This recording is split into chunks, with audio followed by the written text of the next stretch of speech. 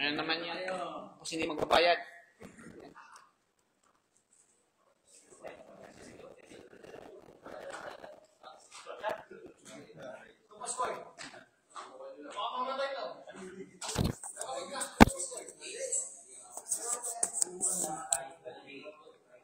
Okay.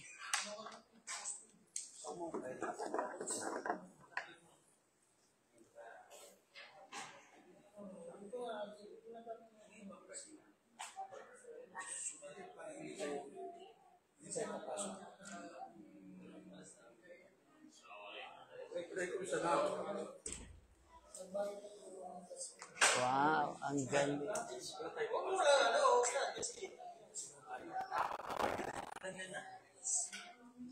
Wow, lasting. Ang ganda naman. Oh.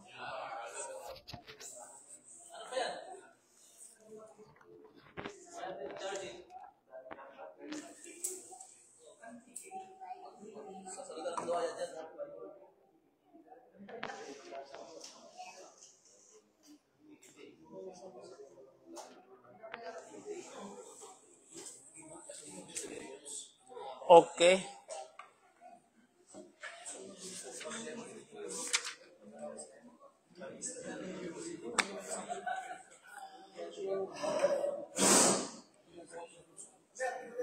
Okay, a'udhu billahi samil alim minasyaitanir rajim. Bismillahirrahmanirrahim.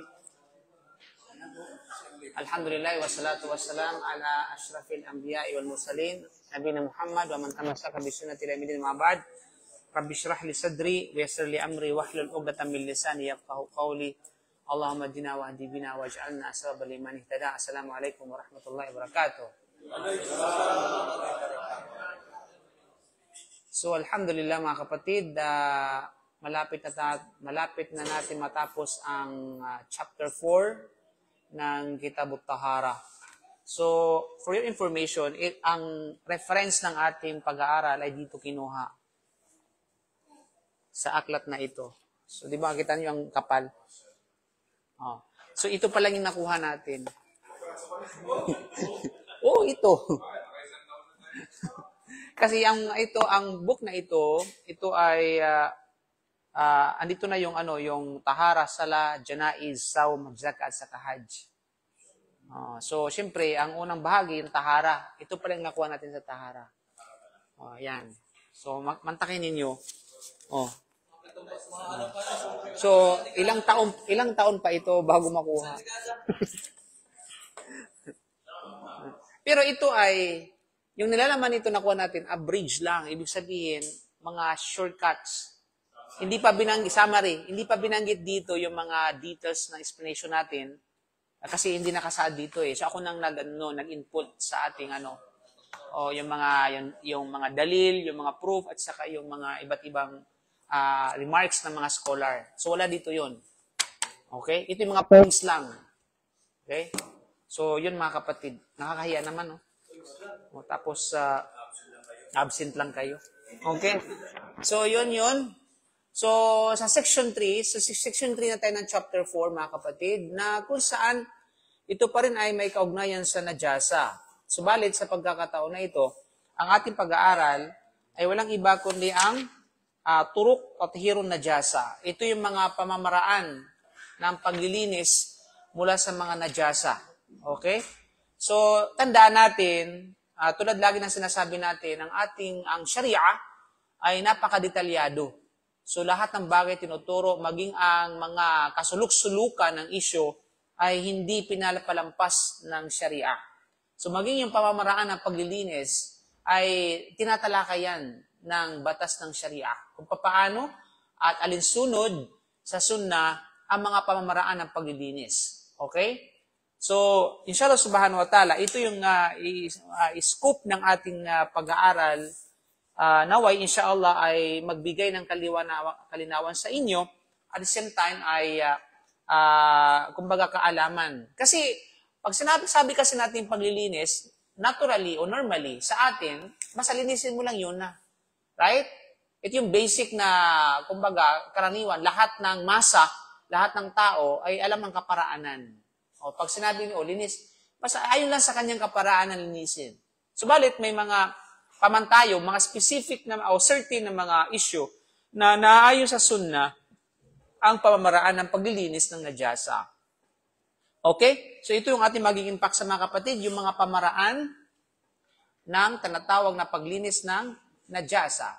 Okay? Ano ninyo? I think nasa group chat natin yung reference ng English naman yun, English version. Ways of removing najasa. Section 3.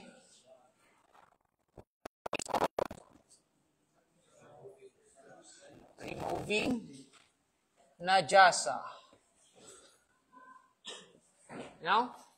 Mga pamamaraan ng pag-alis o pagtanggal o paglinis ng najasa. Okay. Bago ang lahat, pag-usapan natin ang najasa wa ahkamuha. Okay, na kung saan? Ito yan. Kung sa mga kapatid ay pag-usapan natin ang paraan ng paglinis mula sa mga najasa. Now, anyway, ano ba ang ibig sabihin ng najasa? I think natapik na natin yan, mga kapatid, no? Najasa, basically, ito yung mga pinandidirian natin o kinasusuklaman natin. Yung itinuturing natin na marumi. Basically, yun yung najasa. Iyo. Diba? Okay. So, yun yun. Ano mang bagay na pinamumuhian natin o kinasusuklaman natin o itinuturing natin na marumi. At sinasabi na kullu aynin yuhamu tanawuluha. At ito na natapos na natin. At sinasabi ng iba na pag sinabing najasa, ito yung bagay, literally. Ito yung physical na pinagbabawal ng tulitin. Ano ba yung physical na bagay na pinagbabawal ng tulitin? Halimbawa, ano?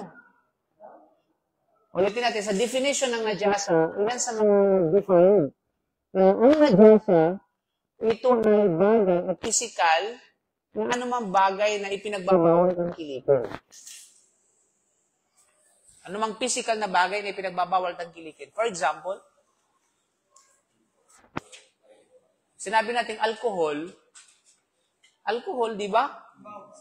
Ipinagbabawal ng kilikin ng alcohol. So by this definition, alam natin, natapik natin last week yung hukom ng alcohol based on kung ito ba ay najis, kung ito ba ay tahir. Right? So kapag kinuha natin ang definition na ito ng najasa, sasang-ayon ito doon sa mga nagsasabi na mga scholar na ang alcohol ay najis. Okay? Bagod, yet a majority sa mga scholar na sinasabi na ito ay najis physically. Right? Kasi spiritually, walang pagtatalo doon. Nagsang-ayon sila na ito ay marumi talaga when it comes to spiritual meaning, spiritual aspect. Nagkaroon ng maraming sagupaan ang opinion pagdating kung ito ay malinis o marumi pagdating sa physical. Right? Okay. So by this definition, ay sumasang-ayon ito doon sa opinion mga nagsasabi na ang alcohol ay impure or najis physically. Okay? Okay. Wala al-istikdaruha, wala darabayan. Wakilaw ya sabat ng hukmiya. Anyway, so yun ang isa sa mga definition na tinatawag ng najasa. Okay, let's talk about the hukmo izalati najasa. Ano ba yung hukom? O sabihin natin ay hatol, no? Hatol sa pagtanggal ng najasa gamit ang tubig. Okay? Anyway, pagdating sa tinatawag na pagdating sa pagtanggal ng najasa, alam natin yon. Ano bang hatol? Ano bang hatol pagdating sa pagtanggal ng najasa, mga kapatid? I mean, I'm not talking about the way. I'm talking about the ruling itself. Imagine. Di ba? Okay. Ibig sabihin, ang pagtanggal mismo, removing najasa,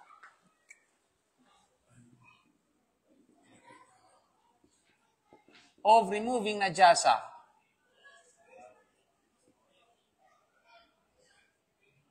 Okay, ang ruling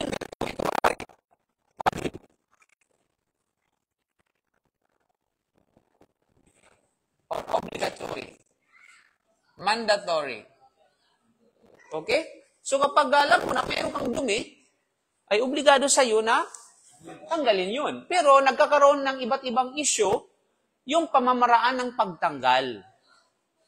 Okay? Nagkakaroon ng issue.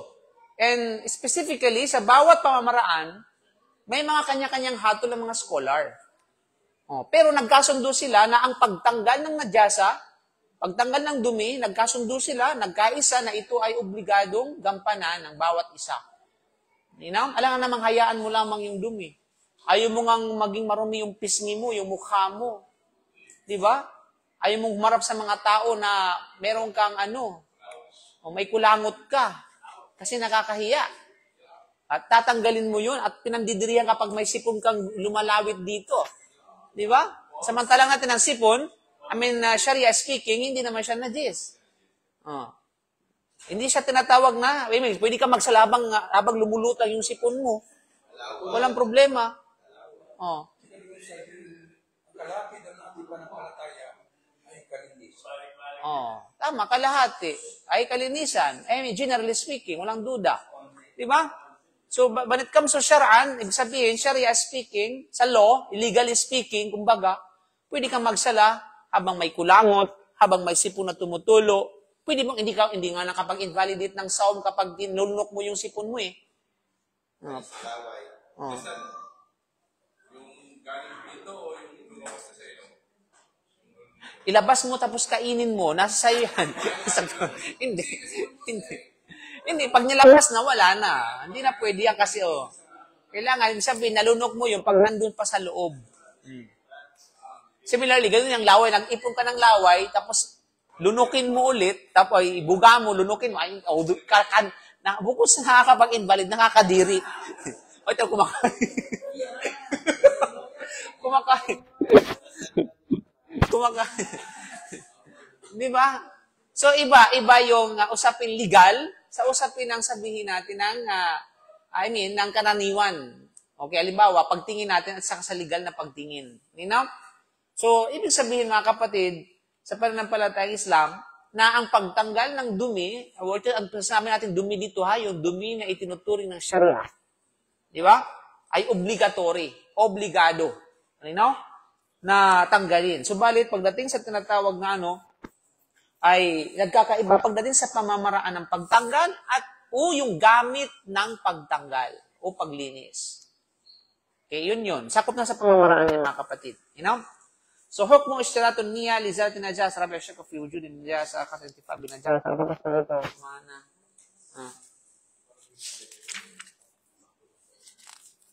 Tapos natin ito. Anyway.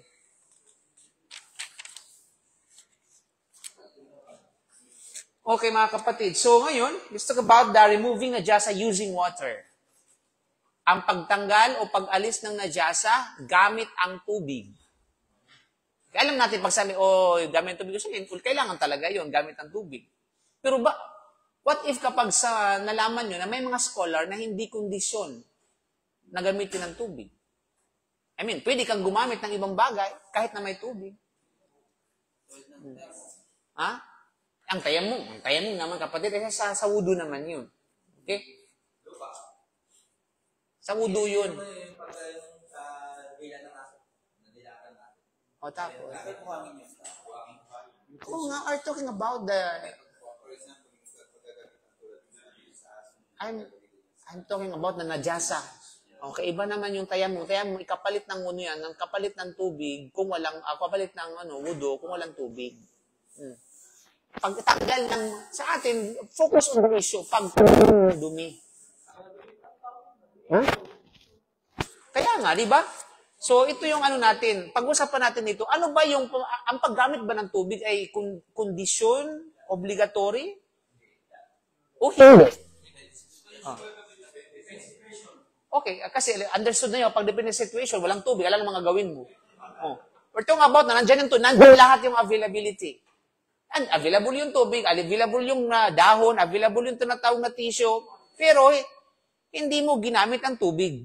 Ginamit mo ibang bagay. So, obligatory bang gamitin ang tubig? Kahit pa sabihin natin na available yung mga ibang mga sabihin natin kasangkapan?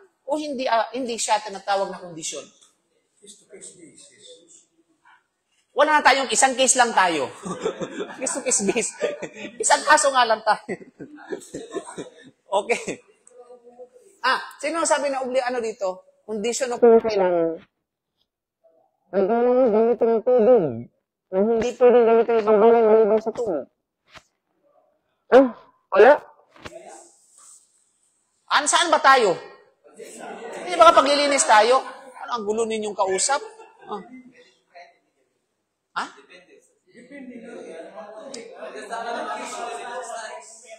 Walang depende. Isang issue lang tayo. Nandyan lahat yung available na sangkap para sa paglilinis. Nandyan yung tissue, nandyan yung tubig sa harapan mo, nandyan yung bato, mamili ka na lang. Okay? Yes.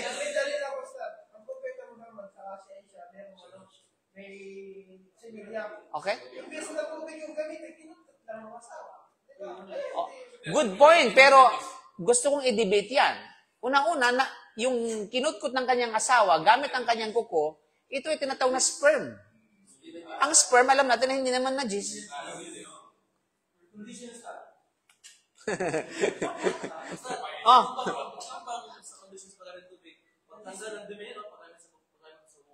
Ano mang topic natin? Pagtanggal ng dumi, ipaggamit ng wudu.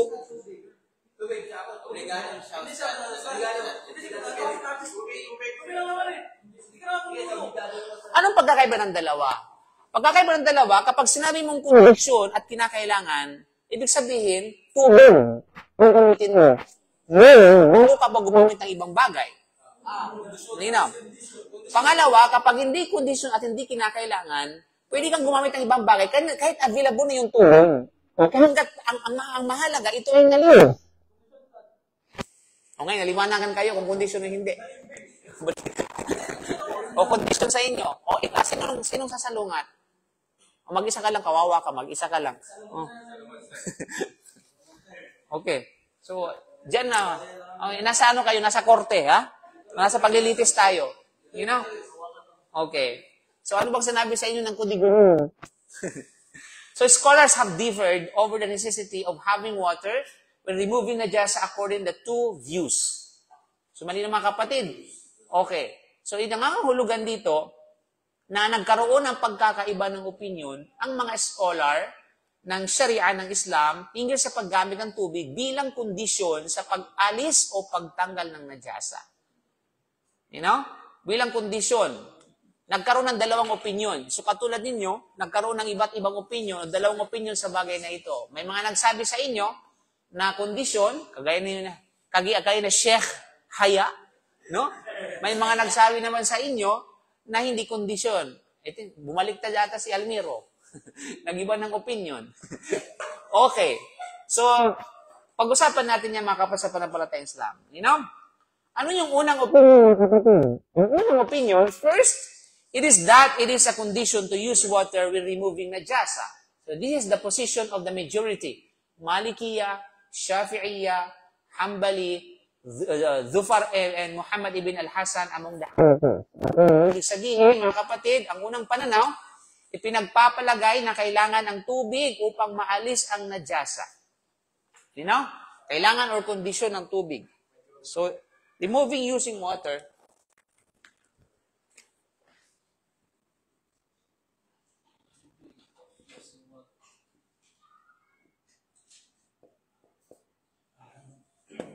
okay? First opinion, it is condition.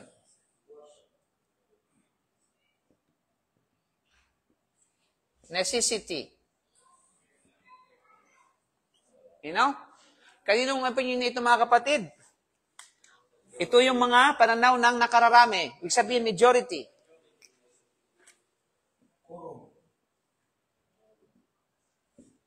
Of scholars.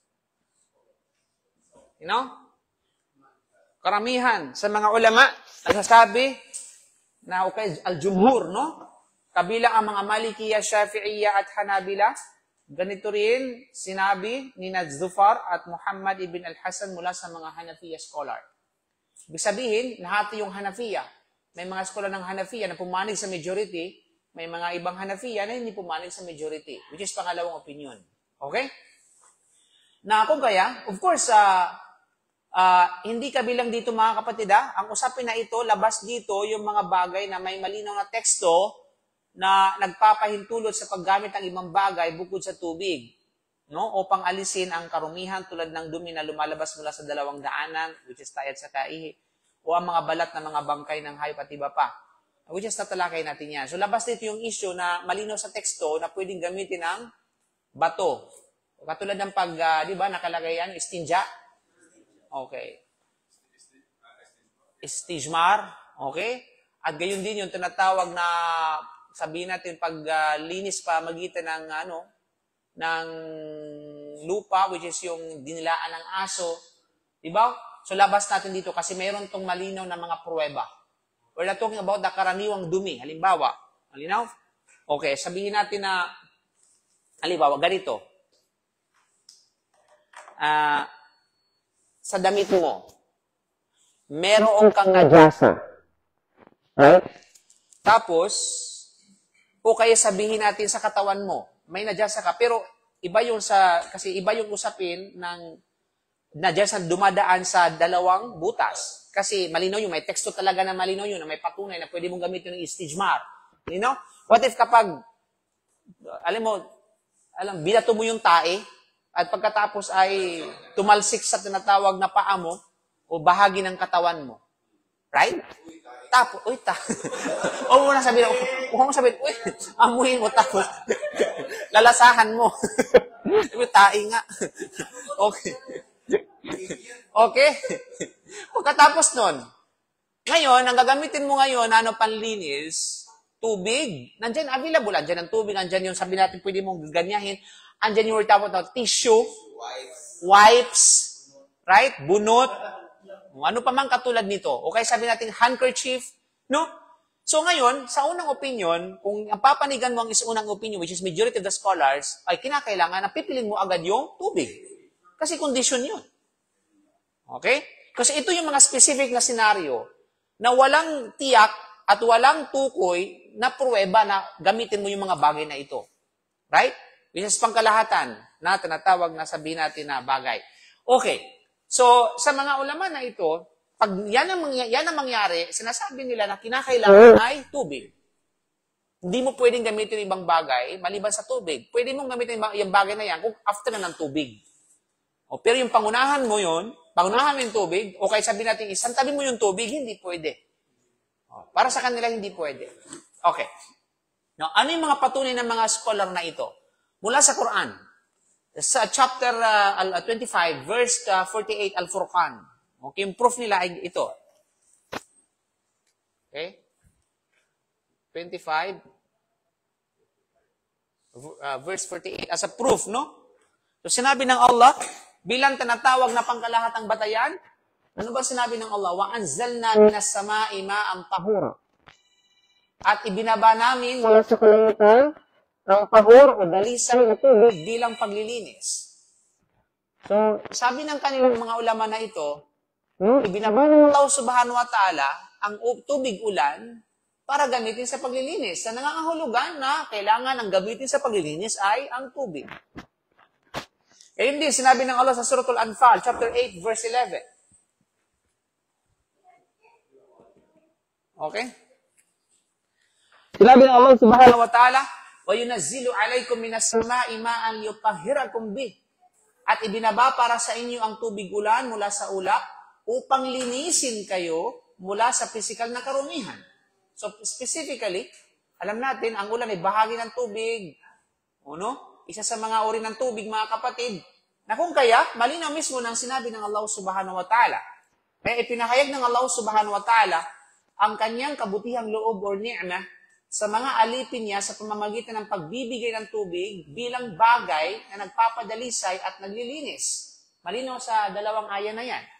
Kaya kung mayroong ibang bagay na makapag-aalis ng najasa, maliban sa tubig, hindi na sana ito naging natatanging dahilan niya upang ito ay pagmalaki bilang biyaya. Yan ang kanilang katwiran. Okay? Na kung kaya, para sa kanila, ay kondisyon sa lahat ng paglilinis ng dumi, kinakailangan ng tubig. Okay? Kinakailangan ng tinatawag na tubig. Okay. Mula sa sunnah, hadith, o sabihin natin proof mula sa sunnah ng Propeta Muhammad sallallahu alaihi wasallam. Isa na rito ay ang hadith ni Asma radhiyallahu anha na kanyang sinabi, Ja'at imra'atun Nabiy sallallahu alaihi wasallam faqalat ara'aita ihdahunna tuhidu fi thawbi kayfa tasna qala tahuttu thumma taqrusuhu bil ma'i wa tamdahu wa tusalli fihi. May isang babae na lumapit sa Propeta Muhammad sallallahu alaihi wasallam at nagtanong, ano ang dapat gawin ng isa man sa amin kung siya ay nadumihan ng dugo ng hayd o rigla sa kanyang kasuotan? So ito ay katanungan bilang concern ng mga kababaihan. It's a girl thing. No? Na what if kapag ang mga kababaihan ay biglang nagkaroon ng rigla, tandaan natin, noong unang panahon, wala pang whisper with wings. Okay? O, wala pang mga sabihin natin ay pangpigil. Oh. Ano yun? Ano yun? Pasador. Bakit alam mo? Have you been before? I used to be? Okay.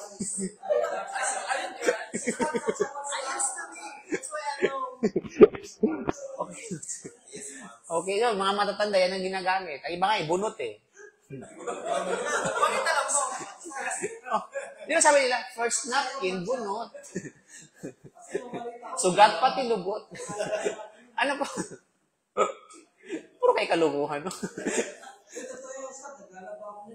Ay, talaga, alam na talaga.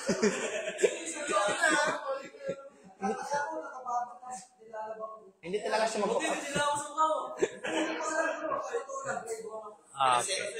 Mashallah. No? So, ito mga sahabiya, nagtatanong sila dahil concerned sila sa kanilang sala. Di ba? So, paano yun? Kasi ibig sabihin, tinuturing dito na ang dugo, alam natin, ang dugo ng rigla ay najis. Okay? Ito ay najasa. So, sabi ng isa, paano kami, isa sa amin, halimbawa, ay nadumihan ng dugo sa hinang hayag sa kanyang kasuutan. Kaya sinabi ni Prosan, kuskusin ito, kuskusin ito at sa kalabhan gamit ang tubig. Malinaw. Gamit ang tubig. Malinaw? Kaya kay fatas na, tahuttu thumma takrusu bilma. So dito, specifically, binanggit ng Prophet sallam, paanong paraan ng paglinis ay gamit ng tubig. Okay? Kaya nga, may mga remarks sa mga scholar dito. Ang kars dito, Arabic al-word na kars, takrusuhu. Okay? Sa hadith na yun, mayroong word na al-kars na ginamit.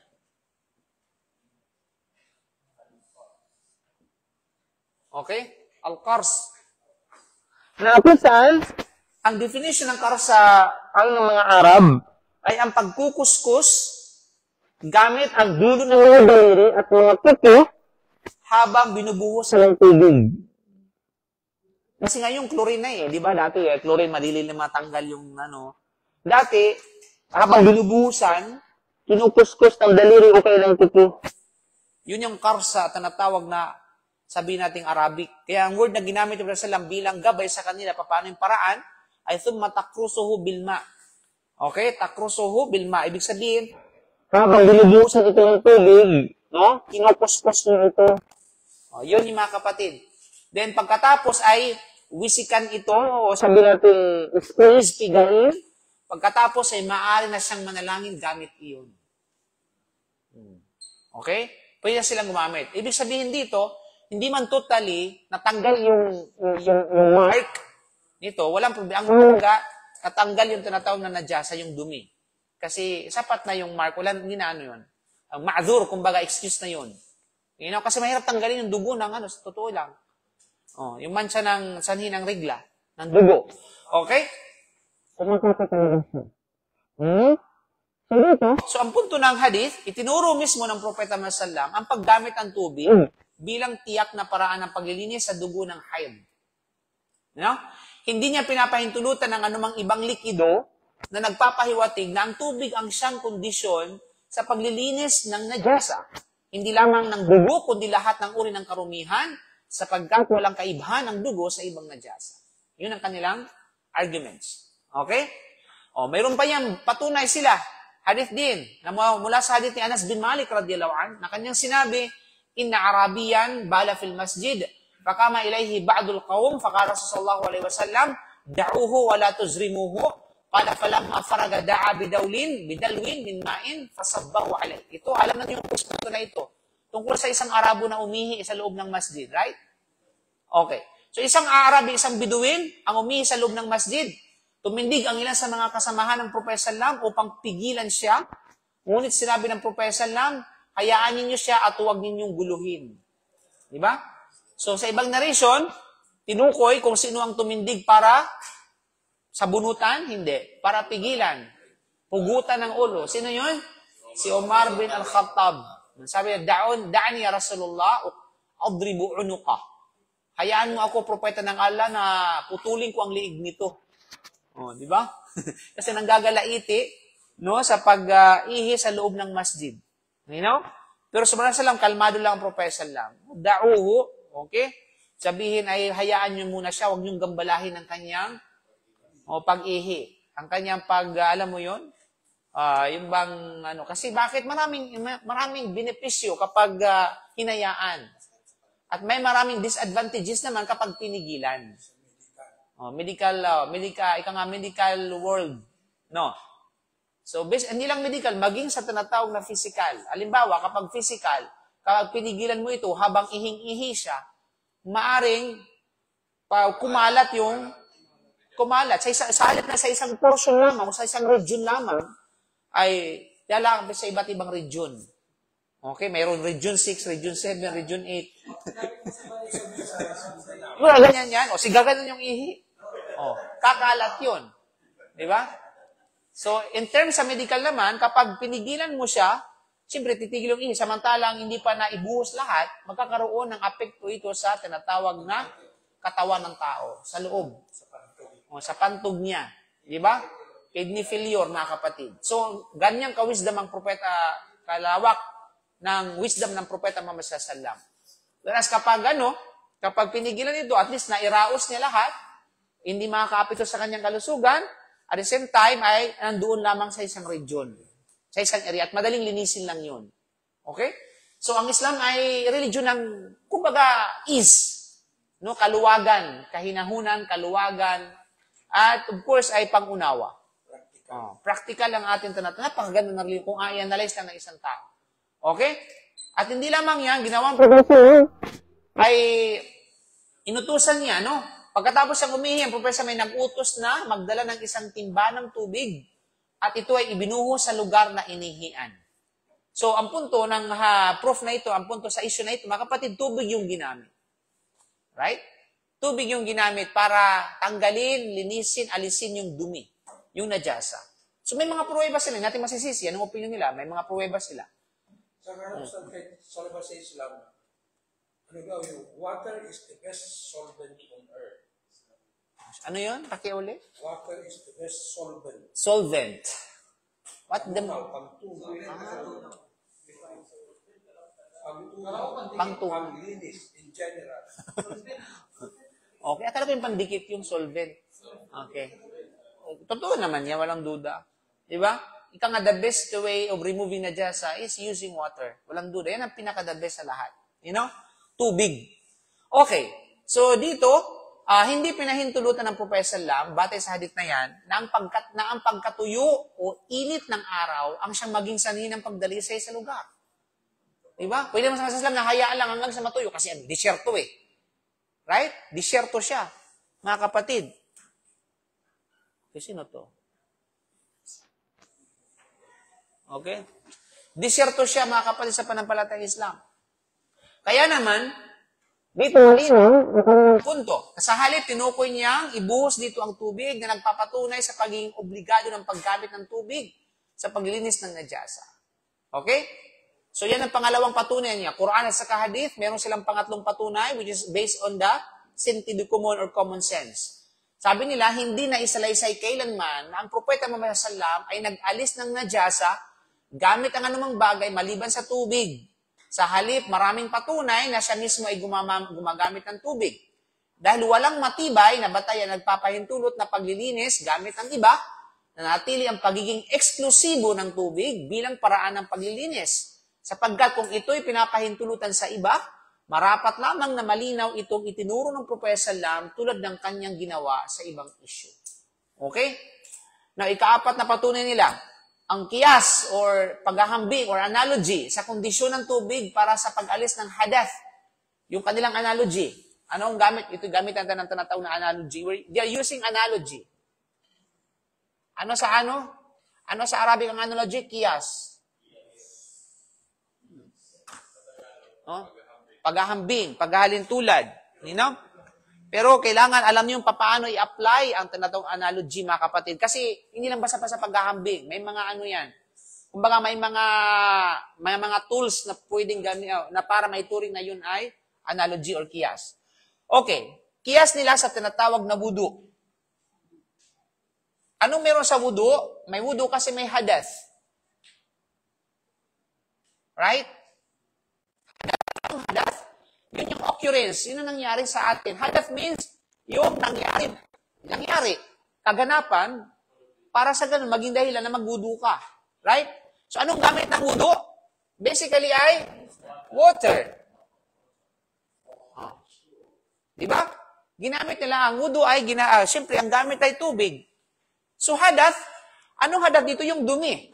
Basically, ang hadath ay dumi. Subalit, spiritual, ano naman? Kumbaga, hadath, at tinutukoy dito yung, alam mo yon, pagbuga ng hangin sa, sabihin natin sa likod, o kaya sabihin natin paglabas ng tayo at sa kanang, sabihin natin ng okay. So, yun. Kaya magkakaroon ka ng tinatawag na wudu. So, pag-alis ng hadath, tulad ng wudu at gusul. Kung ang hadath na mas magaan kaysa najasa, malinaw, ay hindi maaring alisin maliban sa tubig, maliban sa mga kondisyon ng tayo, siyempre, lalo't higit ang najasa na mas mabigat ang epekto ayon sa Sharia. So, yung hadath na yan, mga kapatid, yung najas ay, meron tinatawag na najas. Yung hadath na ito, kumbaga, tinitimbang nila sa tinatawag na najasa. Ibig sabihin, ang najasa ay napakabigat nito pagdating sa Sharia. Kasi dumi talaga siya. Diba? Samantala yung hadath, halimbawa nakautot ka lamang, di ba? O kasi pinakitumulan din yung ano mo, gusul na, ito ay kung ikukumpara mo yung kabigatan, mas mabigat ang najasa.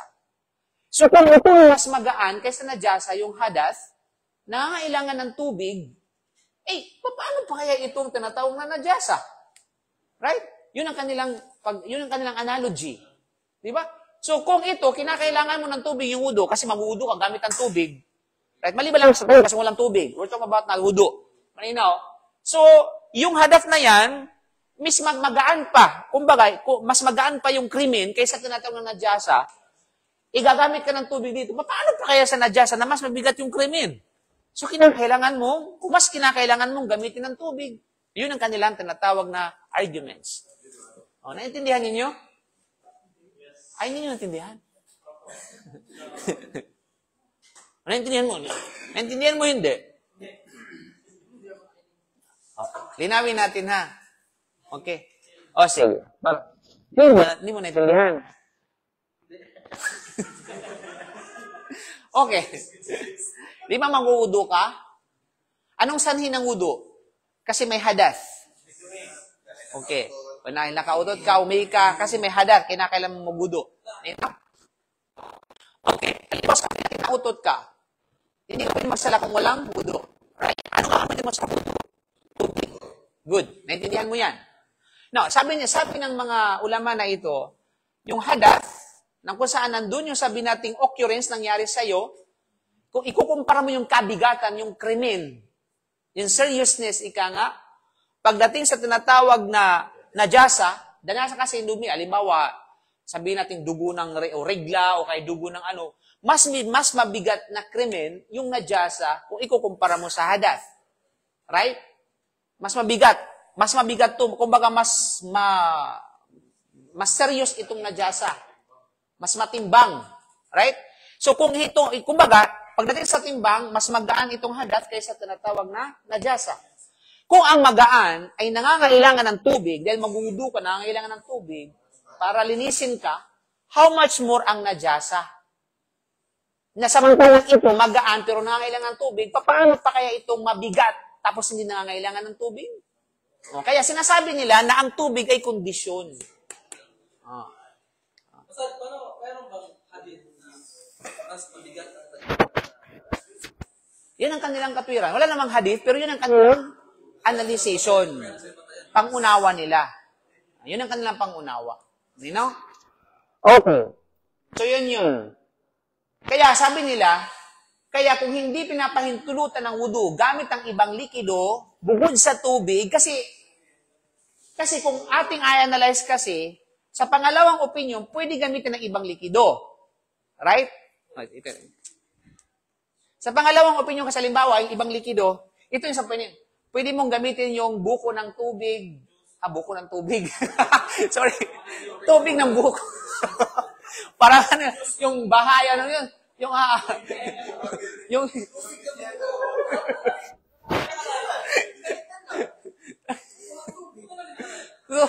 tubig, gano, yung sabihin, pwede mong gamitin. Sa bawang ito, lalong lumala. No? Ibig sabihin ay yung likido mula sa niyog, buko, o para sa pangalawang opinion, sa unang opinion, hindi mo pwede gamitin yun. Kasi yun talagang pure water ang kailangan gamitin. Okay? Pero sa ibang opinion, ibig sabihin, bukod sa pure water, pwede mong gamitin. Gaya, halimbawa, ng anumang likido. No? Pwede yung acid. Okay. Pwede mong gamitin yung alcohol. Pwede mong gamitin yung tinatawag na any juices o ano pa mang tinatawag na likido. Okay? Pwede mong gamitin yun. O yellow o ano pa man. Okay? Pwede mong ano man bukod sa tinatawag na sabi natin pure water. Okay? So mapapansin mo dito, sa tinatawag na sa kanilang takbo ng kanilang opinion, sinasabi na kung hindi pinapahintulutan ng wudu, gamit ang ibang likido bukod sa tubig, di ba? Kasi nga hindi tayo pwede magwudu gamit ang ibang tubig, maliban lamang sa pure water. Okay? Di pwede yung juice. You know? Ang paglilinis ng najasa ay mas narapat lamang na manatiling eksklusibo sa paggamit ng tubig. Ayun ang kanilang katwiran. Kaya sa wudu, pure water ang ginagamit. Tapos, kailangan din gamitin ito pagdating sa paglinis ng najasa. pure water ang dagat? Ha? Ang dagat ang Yes, matatawag na pure water. Kabilang yung sabihin natin tubig, ano yan? Alam mo yung mga kasama, ano yung pagsaming pure water? Yun yung mga likas na pagkakalikas sa kanila. Walang halong keme. Okay? So yun ang kanilang katwiran. So yun, ikalimang katwiran nila, ang tuloy upang alisin ang karumihan at dumi. Maging sa katawan man o sa kasuutan, ito ay napatunayan ng pangkalahatang urf o kasanayang pandaigdig ng mga tao. Sila ay umaasa sa tubig sa lahat ng uri ng paglilinis. Dahil sa taglay nitong kapangyarihan sa pag-alis at pagbabago ng karumihan na hindi matutugbasan ng anumang ibang likido. So, gumamit sila ng urf. Sabihin, yan na yung kalakaran, no? Ng pandaigdigan. Na paglilinis, gamit ang paglinis o pagtanggal ng dumi, ay gumagamit ng tubig. Okay, so gumagamit sila ng analogy, gumagamit sila ng urf, no, gumagamit sila ng kiyas, gumagamit sila ng urf, yung tinatawag na kasanayang pandaigdigan, gumagamit sila ng Quran at saka sunnah. O, saan ka pa? So, sa unang opinion, ano yun? Kondisyon. Ibig sabihin, hindi ka pwedeng gumamit ng ibang likido maliban sa tubig. Malinaw? Okay. So, ngayon, dadako tayo sa pangalawang opinion. Pangalawang opinion, hindi itinuturing na kailangan o obligado ang tubig upang maalis ang najasa. So, ibig sabihin, ito medyo maluwag dito, mga kapatid. No?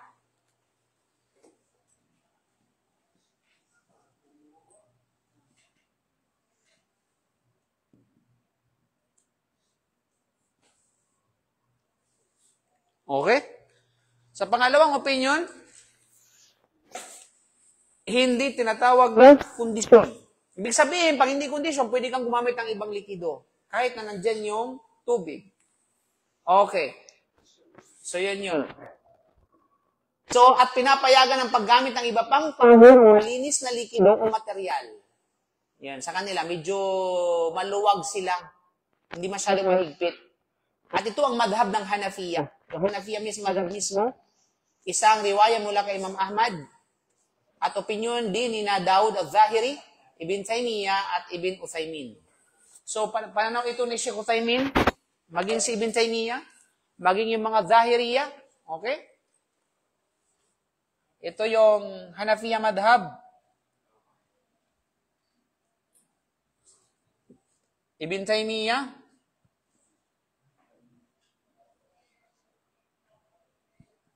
Ibn Uthaymin, at ang mga Zahiriya.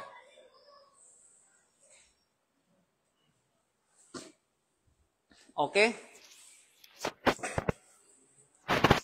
Kaya nga sinabi ni Ibn Taymiyyah, sinabi niya, ayon sa kanyang pananaw, ang mas pinanigan sa usaping ito, kapag ang karumihan ay nawala sa anumang paraan, nawawala rin ang hatol na ito ay marumi. Sapagkat kapag ang isang hatol ay tinakda batay sa isang dahilan, ito ay nawawala rin sa pagkapawi ng dahilan nito. So bakit siya nagiging marumi? Kasi nandoon yung dahilan kung bakit naging marumi. So in order na kapag naalis na mismo yung dumi, yung nawawala yung dahilan, right? At pag nawala yung dahilan, naiba yung hatol. Okay? So regarding sa tinatawag na paglilinis, ang mahalaga para sa kanila, nawala yung dumi. Yun ang mahalaga. Ano man ang gamitin mo, nawala yung dumi. Kasi naman yung sabihin natin importante doon para sa kanila. Na mawala ang dumi. Hindi yung pamamaraan kung ano yung gagamitin. Okay? So, ibig sabihin dito, kung tanggalin mo halimbawa ng halimbawa, meron kang dumi dito, tapos, putulin mo, guntuhin mo. Okay, tapos. Okay. So, yun. At sabi sa gabi, ang tama kapag nawala ang karamihan sa pamamagitan ng anumang pampahid o panlinis, ang lugar nito ay nagiging malinis. Okay. So, ang pananaw na ito, mga kapatid, ay nagpapahintulot ng pag-alis ng najasa sa pamamagitan ng anumang malinis at epektibong bagay. Tulad ng suka, tulad ng sabon, tulad ng detergent, tulad ng iba pang mga likido. No, kung tunay na nawala ang kulay, amoy at lasa ng karumihan. Kapag nawala ito, yung bakas ng tinatawag na amoy o kaya lasa o kulay ng karumihan, najasa, tapos ang isyo, hindi nila itinatali ang paglilinis sa tubig lamang, kundi sa actual na pag-alis ng najasa, anuman ang ginagamit na paraan, basta't hindi rin ito najis. Medyo maluwag yung pangalawang opinion. Okay? Now, ngayon, kung tatanungin kayo, saan tayo? Siyempre, doon tayo sa luwag. Right? Ilan lang sa atin ang gusto ng masikip? Uy, ba yung nasa isip ninyo, ha? Okay. Ibig sabihin, mahigpit. No? Mahigpit ito, mga kapatid. Diba? Pero kung gusto natin yung mahigpit, yun yung pinaka-safe opinion. Right? Pinaka-safe na opinion. So, siguro, mas ligtas ito. Mas favorable ito para sa atin. Pero kung gusto ng kaluwagan, wala namang problema. Kunin yung pangalawang opinion. Pero, ngayon, as a student of knowledge, let us balance, no, sa pamamagitan ng mga proof nila, na ilantad na proof nila. Kasi, dito sa unang proof, malino na sa atin yung mga pruweba nila. Quran, Sunnah, and at the same time, ay, sabihin natin, ay mga kiyas at saka, urf. Now, maaari kong tanungin itong mga unang opinion. Bakit? Merong bang batayan ng Propeta Salam ay nagbabawal sa paggamit ng ibang bagay? Diba? Wala, of course, wala. Walang statement na nagsasabing Propeta Salam na bawal mong gamitin yung bagay na ito. Kasi, okay, sabi natin granting, okay, maaari namang sabihin nila na yung unang opinion, okay, wala kaming mapitang proof. Okay? Pero, yun yung nakasaad sa mga katibayan na todo mismo. Sasabihin na agad ako, bilang sasagutin ko sila, ako talaga. Sa kadahilanan, yun yung karaniwang ginagamit ng mga tao. Kaya normally na ang Propeta Salam ay magpapahin na gamitin nyo sapagkat yun yung pamaraan. Yun ang karaniwang ginagamit. But it doesn't mean na hindi pwedeng gamitin ng ibang bagay. Kasi kung hindi pwede, maglalahad ang Propeta Salam na ito ay bawal. Right? Okay. Okay, may mga pamantayan sana na ipinahiwatig ang Propeta Sallam na yun lang ang pwedeng gamit at wala nang iba pa. Now, okay. So, let's look about ano yung mga tinatawag na pruweba ng pangalawang opinion. Okay. Meron sila sa sunnah, sa hadith. Pero mo, mga scholar, may mga batuhan ng dalil. Hindi yung batuhan ng girgir. Okay? Batuhan ng dalil. Okay. Mula sa sunnah, mula sa hadith ni Salma radiyallahu an, na kung saan sinabi niya, Salman al-Farisi, radiyallahu anhu, sinabi sa kanya, "Qad 'allamakum nabiyyukum sallallahu alaihi wasallam kulla shay'in hatta al-khira'a." Faqala ajal, laqad nahana an nastaqbil al-qibla li gha'itin aw bawlin aw an nastanjiya bil yamin aw an nastanji bi aqall min 3 ahjar aw nastanji bi raji'in aw bi azmin. Nang sabihin sa kanya ng isang tao, tinuruan ba kayo ng inyong propeta ng lahat ng bagay, pati na ang pagdumi? Pati na ang itikit ng pagdumi, tinuro sa inyo? Sumagot si Salman al-Farisi, sabi niya, oo. At ito itinuro sa amin, ipinagbawal niya sa amin ang pagharap sa kibla habang dumudumi o umiihi. Okay, ang paglilinis gamit ang kanang kamay, nakuha na natin yan sa mga nakaraang lecture, ang paggamit ng mas mababa sa 3 bato, at ang paggamit ng dumi ng hayop o buto. Okay? Ang ibig sabihin, o buto ng either buto ng tao, sabihin natin ng hayop, no? Ibig sabihin ng paggamit ng mas mababa sa itong bato, ito yung istijmar.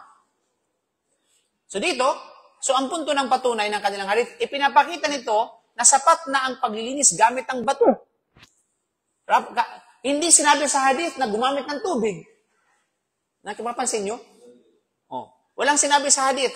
Bago sinabi sa tinatawag na aw nastanji bi aqall min 3 ahjar. Ibig sabihin, bato ang gamitin ninyo. Para ito yung katwiran nila kung ang Propeta Sallam ay itinali lang ang paglilinis sa pamamagitan ng tubig, bakit sa hadith na yan? Hindi ba yung tubig? Right? Di ba? May punto rin sila.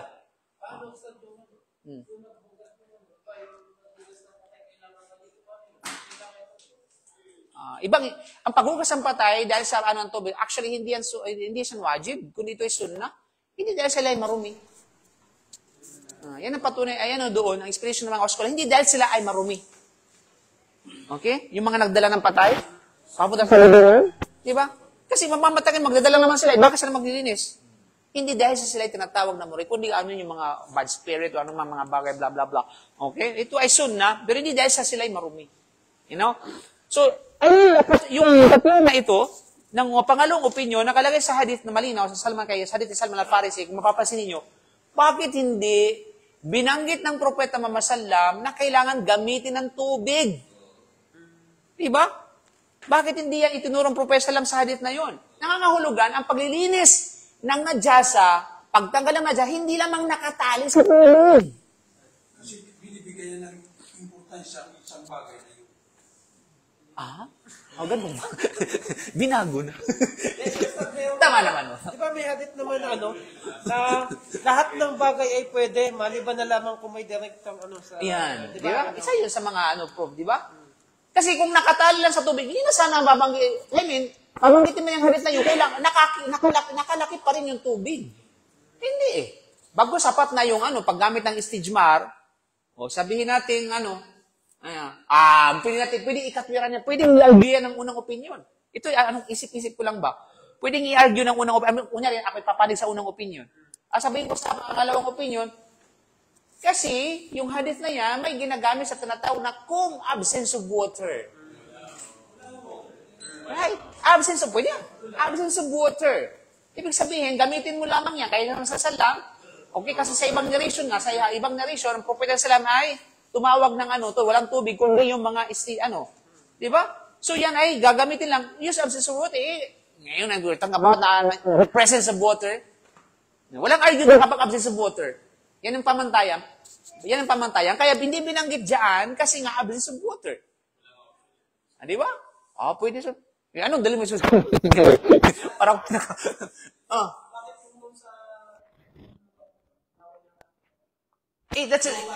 iba kasi kasi specific kasi yung tinatawag na certain yan.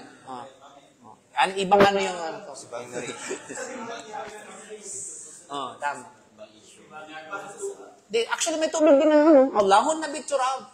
sa doon ay sa mamarats, yung sabihin, pitong beses mo siyang tinatawag na ano, then Allah at paunahan ng lupa. May tubig pa rin yun. O, di ba?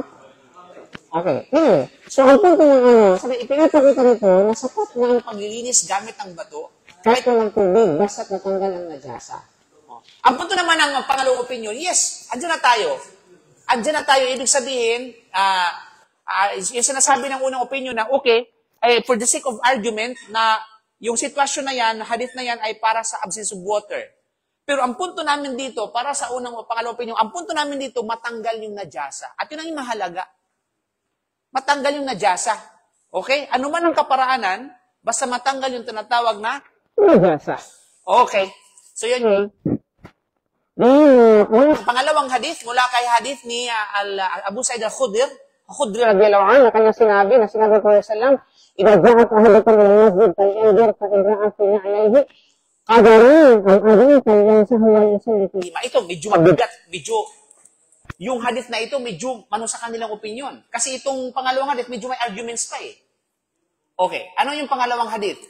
Kapag ang isa sa inyo pupunta sa masjid, titingnan niya ang kanyang sapatos, or tsinelas, or pangyapak, at kung makita niya ang dumi, okay?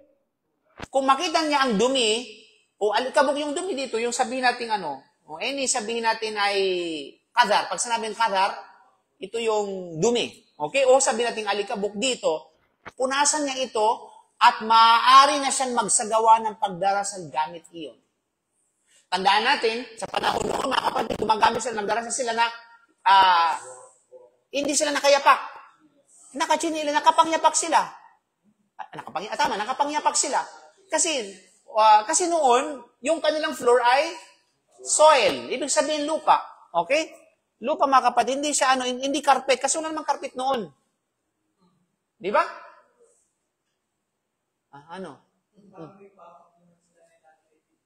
Hindi. May mga pagkakataon. Pero talaga, may mga pagkakataon na talagang lupa yung masin na bayo dati, lupa. Kaya kalagay sa isang hadith sa salam, di ba? Nagdarasal, tapos mayroon palang nadya sa sa tsinelas niya. Habang nagdarasal, tinanggal niya, tapos tinanggal ng mga sahaba. So, ibig sabihin dito, lupa yung kanilang sinusujudan. Subhanallah, ganun na mga kapatid. Samantalang tayo, napaka-comfortable, di ba? May aircon pa, may carpet pa, di ba? Masyal, san ka pa? Tamad pa. Di ba? So, that's another point. Sapat na. Sinang Rasulullah na tingnan niyo ito, tanggalin niya ito, punasan niya ito, maaari sabihin, falyamsahu. Ang masana word, mga kapatid, hindi, punasan na, hindi kinakailangan ng tubig. Okay, punasan, ganunin, kasi itself, malilinis naman siya ng lupa eh. Right? Mula sa hadith ni Aisha radiyallahu anha, na kanyang sinabi, maka nali ahad ilahidal na illa thawbun wahidun tahidu fihi, fa idha asabahu shay'un min damin, qalas biriqiha, fakasa'athu bidhufriha. Isa lamang ang damit namin ginagamit habang kami dinadatna ng buwan ng dalaw. Sabi ni Aisha radhiyallahu anha, kasi wala naman sila dati, hindi sila malig sa luxury na mga abaya na mga ganito. Okay? Isa lang yung kanilang mga sinusuot kapag dinadatan sila ng buwan ng dalaw. Kapag nadumihan ito ng dugo, dinuduraan namin ito at kinakaskas gamit ang kuko.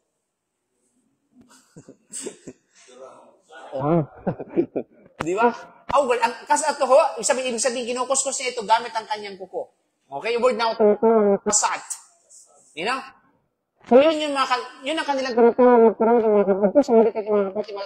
sa hadith ni Al-Bukhari. Di ba? So, kung mapapasin niyo yung daloy ng hadith, dinuduroan namin ito. Alam mo yung laway ito. O siguro yung tinatawag na siguro yung dumi na, yung o tumilamsik, you know? Kasi naman kaya ng lakon yung buong dugo talaga. Anyway, so yun yung kanilang yung mga pruweba. So pangalawang pruweba mula sa sunna, o apart from the sunna, sabi nila, ang najasa ay isang bagay na marumi na sa kanyang sarili. Kapag nawala ang kanyang pagpisikal na bakas, kulay, amoy at lasa, sa anumang paraan, bumabalik ito sa pagiging malinis. Yun ang kanilang. Ikatlong katwiran. Ang pag-aalis ng najasa ay hindi kabilang sa kategorya ng mga ipinag-uutos o amar, kundi kabilang sa pag-iwas sa mga ipinagbabawal.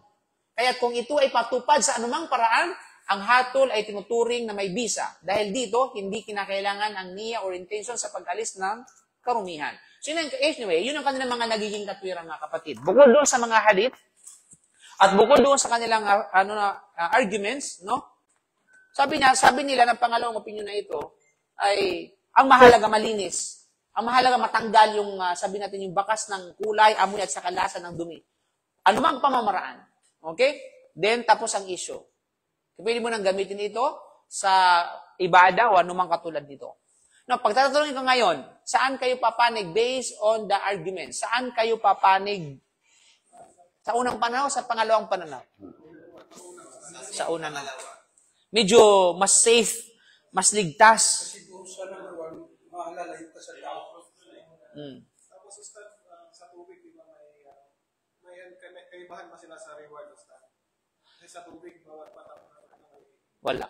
Walang reward na nakabanggit sa ganyang mga na kapag ginis ka gamit ng tubig, bawat patak may gantimpala ka. Wala. Baka naman sa mga narinig sa tablig. Ay, sorry.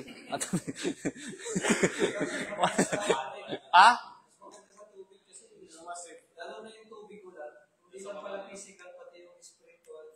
Totoo yan. Totoo yan. Para sa akin, mas pipiliin ko yung una. Yan ay kung available yung tubig. Right. Kung walang available yung tubig, may mga ibang likido, ay kapuhin mo na yung pangalawang opinion. Di ba? Says na, kasi ito yung, ang faida dito sa usapin na ito, mga kapatid. Ito yung faida dito, na kapag ang isang bagay, hindi na pagkasunduan ng mga ulama, pwede mong tangkilikin ang lahat ng opinion, solong, at nababagay sa una-angkop sa sitwasyon. Okay? So, now, paano tayo ikon sa dalawang opinion? Kung nandyan pa yung tubig, syempre, mas pipiliin natin yung tubig. No arguments, no? At mas mabisay at mas mainam yun. Subalit, kapag nandyan na tayo sa senaryo na wala ng tubig at meron namang ibang panglinis, kagaya ng ibang likido, abay, alam namang stick pa tayo sa una, wala ng tubig. O no? Sapat na yung tinatawag na pangalawang opinion.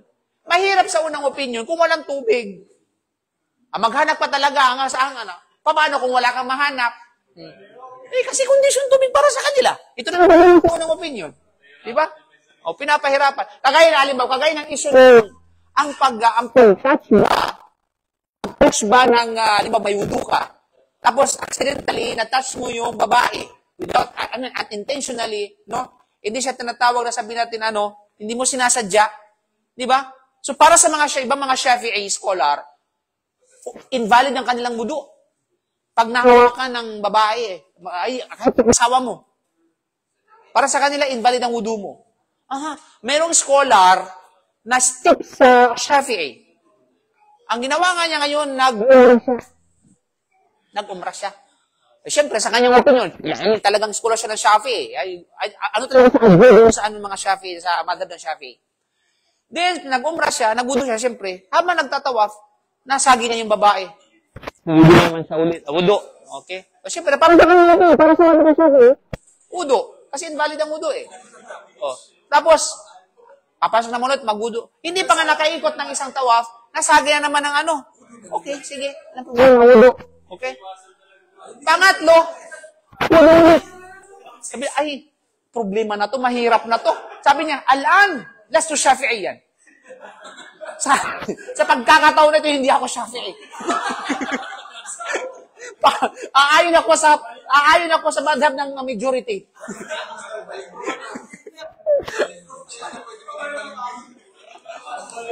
Diba? Ayun, Islam. Ayun, pwede ka mag-stick sa isang madhab kung wala na talagang, kung walang ibang opsyon. Kasi, siyempre, kung baka fanatic ka sa isang madhab. Madalas mangyari yan, sasabihin ng mali.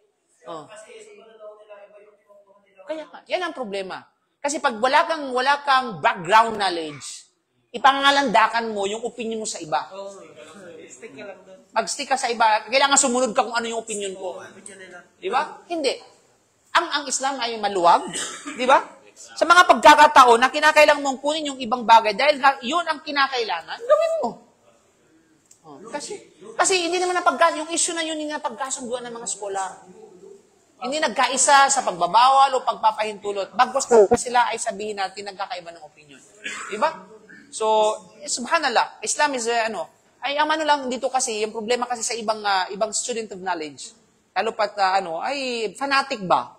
Fanatic sa madhab, fanatic sa isang tao, hindi fanatic sa kung ano yung tinatawag na evidence o at ano yung ano ng proof. You know?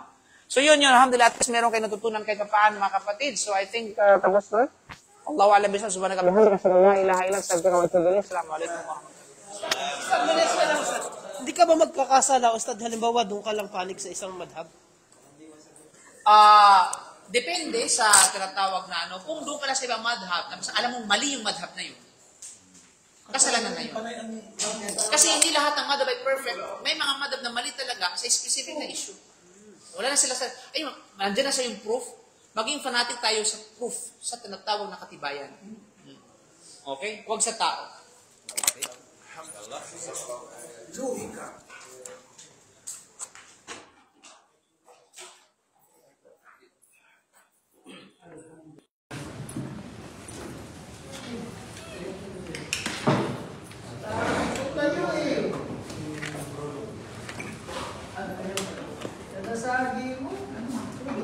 Wala, tigil yun. Kasi sinasabi.